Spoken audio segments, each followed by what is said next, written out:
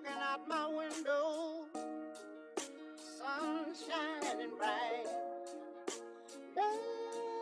What is good? Welcome back to the channel. It's your boy Reese the Sideliner as always. And man, Wemby had his breakout game.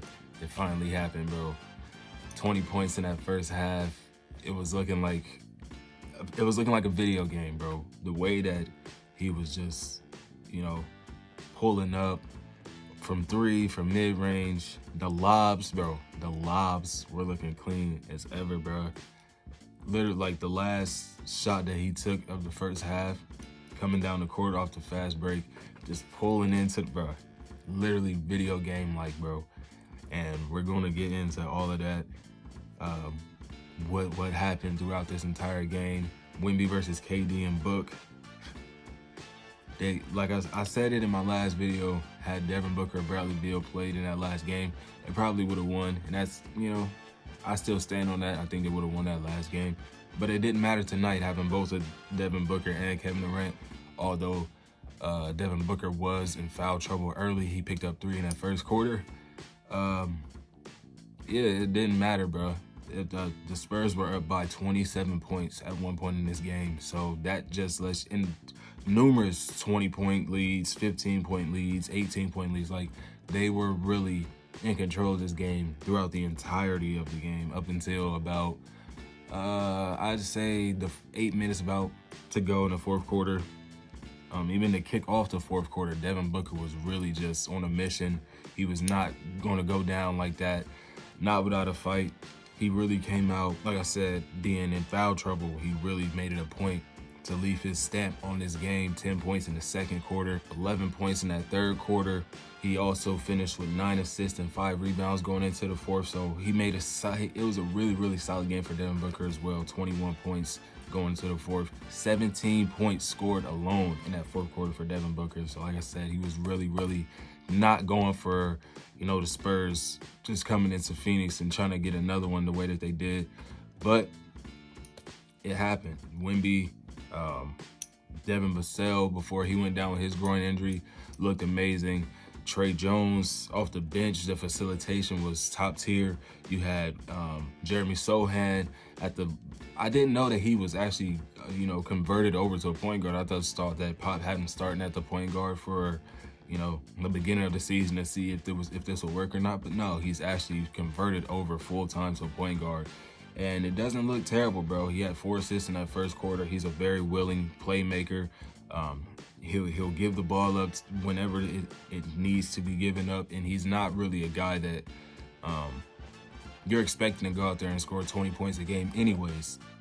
So with him being as decent of a passer as he is, go ahead and put him at the 1. He is 6'8", so, he does have a size advantage over majority of the point guards in the league right now. He's still a great hustle player, even converted over in his new role. He has the foot speed and the defensive versatility to be in this role. If he wasn't able to hold his own on the defensive end, as far as, being able to defend guards, I don't think Pop would have, made that transition. But seeing how he is such a gritty, energetic player, he can pretty much defend 1 through 5. So I really enjoy what I'm seeing from the Spurs early on. To start off the game, very surprising how locked in they were. 13-0 run to start. Devin Vassell had 11 points in that first quarter. Like I said, he went down with a groin injury sometime in that third quarter. But he had 17 for the first half, 7 of 10 from the field, 3 of 3 from downtown. He was really lighting their ass up on some tough shots. Like, I'm really, really impressed with how Devin Vassell is hooping, bro, early on.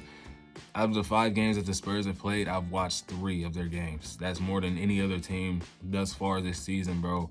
So I guess you could say that this is kind of my favorite team at the moment. My Blazers aren't really, on anything, and that's to be expected. This is really a brand new team.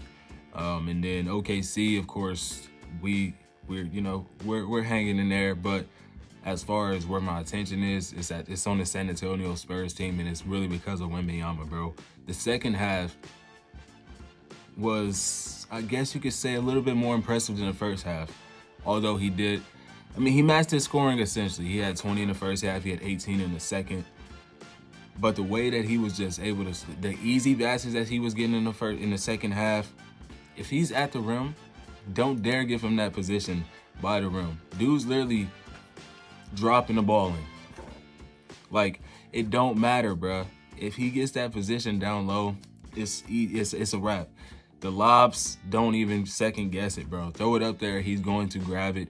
If he don't finish it, he's going to grab it and, get his little, lay it in. So 38 points, showed the full bag tonight, bro. This was the breakout game. Can he have, a follow-up game? It doesn't have to be 38 points. It doesn't have to be 40. But can he follow up this game with, another really, really solid game? Because he struggled early on in those first 4 games. He really did have a struggle offensively, just trying to get his footing within the league. But tonight we saw he was more comfortable. He was taking shots that he was taking over playing with the Metropolitan. So I really, really was impressed with Wemby tonight, or last night. Keldon Johnson couldn't put the ball in the basket, just 7 points for the game, but he did end up with 7 boards, 6 dimes, so he was, productive in other aspects of the game, seeing how he was having an off night shooting. I already mentioned Trey Jones' production off the bench. For the Suns, though, their bench production, it was, pretty much lackluster, but they did get a huge, huge game from Keita Diop, especially late in that fourth quarter. Or the second half, really, essentially 13 points for that half. Just right place, right time for the game. 5 of 7 from the field. Just a really, really impressive offensive output for Keita Diop when Frank Vogel was just looking for somebody to, add something to this team, to give them some energy somewhere. Keita came in and delivered, albeit they did fall short. He played his role very, very well in this game, and I'm pretty sure moving forward, that will give him more, leeway in the lineups when coach, needs somebody to come in, somebody's injured. He played his way into a solid role for this team. Grayson Allen, he had a pretty decent first half again, 10 points. Really, really a nice addition, seemingly right before the season started with that Milwaukee trade. But like the previous game against the Spurs, just 16 points, ended up with just 16 points for the game. So another quiet back-ended game for him where he wasn't providing as much as he was in that first half, and that really kind of hurt the Suns.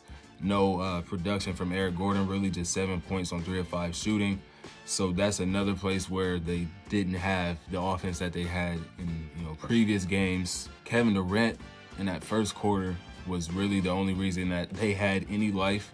9 points for the first quarter, going down 13, like I said, to start the game.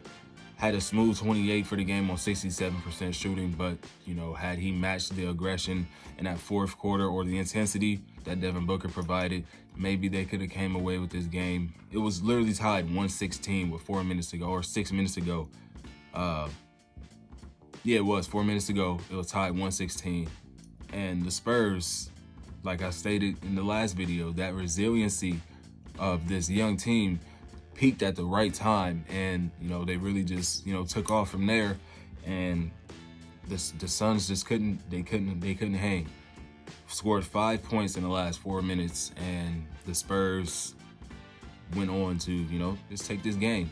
Like I said, this was the Wemby breakout game. It finally happened, bro. And the Spurs, they are a work in progress, such a young team, but being coached so well, having this player with such a high magnitude, a high ceiling of a Wembanyamaa, perfect,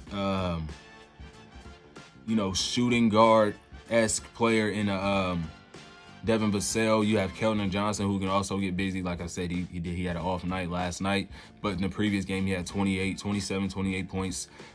Jeremy Sohan, once he grows in his new role, I really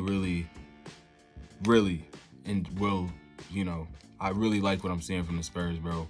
Trey Jones off the bench, if he can do what he did again, essentially be his brother, but for the Spurs, this will really be an enjoyable team to watch, bro. And then Zach Collins is no slouch either, bro. He had 17 and 9 for the game last night. I think 4 assists as well, a block.